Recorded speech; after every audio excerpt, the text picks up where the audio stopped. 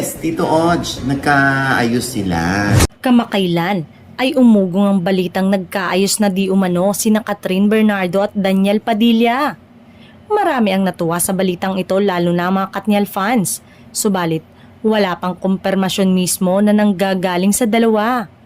Matatandaang naglabas din ng pahayag ang ina ni Catherine na sinasabing patungkol sa sinabing pagkakaayos ng dalawa. Isang source naman ni OG Diaz ang nagsabing nagkaayos na nga ang dalawa subalit hindi umano nangangahulugang nagkabalikan na ito.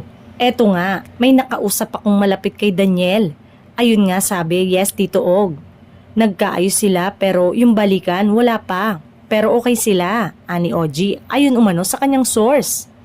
Kamakailan, naging usap-usapan ng balitang umano'y nagkaayos na sina Catherine Bernardo at Daniel Padilla. Ang kilalang tambalan ng showbiz na mas kilala sa tawag na Katniel. Marami sa kanilang mga fans, ang mga Katniel supporters, ang natuwa at nagdiwang. Matapos marinig ang balitang ito subalit wala pang opisyal na kumpirmasyon. Hanggang ngayon ay patuloy ang paghihintay ng kanilang mga fans sa opisyal na pahayag mula kay Catherine at Daniel ngunit tila magandang senyales umano ang pag-uusap na ng dalawa.